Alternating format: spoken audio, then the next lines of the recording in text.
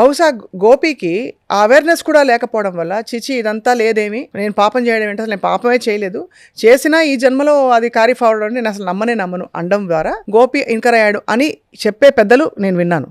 దీనికి ఎలా మనం వివరించుకోవచ్చు గురుగారు? నాకు అర్థమైంది. అది నిజంగా అలా కారణం అయితే అతను రియలైజేషన్ అవ్వటం వల్ల వచ్చిందని అనుకోవచ్చు.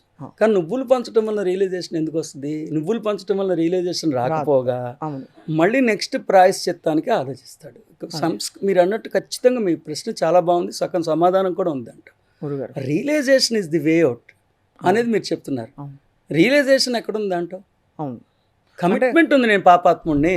ఇంకోటి ఏంటి తెలుసమ్మా, సరే పోనీ మంచిగా అనుకుందాం, మీరు అనుకున్న పాయింట్లోనే వద్దాం. ఏమని, రాము అనే అతను ఎక్కడో అక్కడ నేను పొరపాటు చేశానని అనుకున్నాడు.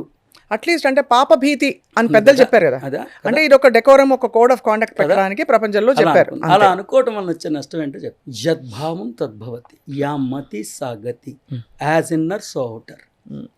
ఇక్కడ ఏదనుకుంటే అక్కడ అదే జరుగుతుంది. ఇక్కడ చేయని పాపాన్ని నేను చేశాను అనుకుంటే అతడు దాంట్లో విషవలయంలో కూరుకుపోతాడు. నిజమైన వాడు నిజం కానటువంటి దాన్ని నిజంగా నిజమని నమ్మితే, ఒకసారి ఆలోచిద్దాం, ఇతడికి గత జన్మ ఏం గుర్తులేదు.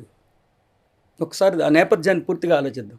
నాకు విపరీతమైన కడుపులో నొప్పి వచ్చింది, ఎన్ని వ్యాపారాలు చేసినా ఫెయిల్ అవుతుంది. ఒక ఆయన దగ్గరికి వెళ్తే ఆయన ఏమన్నాడంటే, గత జన్మలో నువ్వు 2 పాములు కలయికుంటే స్కూటర్ మీద వెళ్ళిపోతూ వాటి మీద ఎక్కిచ్చేసావు, ఆడపాము నీ వంక అదో రకంగా చూస్తూ చచ్చిపోయింది, దాని ఉసురు తగిలే ఇప్పుడు నీకు తగిలింది. చాలా మంది చెప్పగానే విన్నా గురుగారు. అవును. అతను అన్నాడు నువ్వులు పంచితే పోతాయి అన్నాడు. అది జరిగిందో జరగలేదో తెలీదు, కానీ ఇతను ఊహించుకున్నాడు. అంటే ఇతడు నేను గత జన్మలో పాపం చేశాను అని ఇతను ఒప్పుకుంటున్నాడు. అంటే ఇతని యాటిట్యూడ్ ఐఎమ్ ఎ సిన్నర్ అని ఒప్పుకున్నాడు కదా. యద్భావం తద్భవతి, యా మతి సా గతి, యాజ్ ఇన్నర్ సో అవుటర్. నీ యాటిట్యూడే రిఫ్లెక్ట్ అవుతుంది, యాక్ట్ రిఫ్లెక్ట్ అవుతుంది.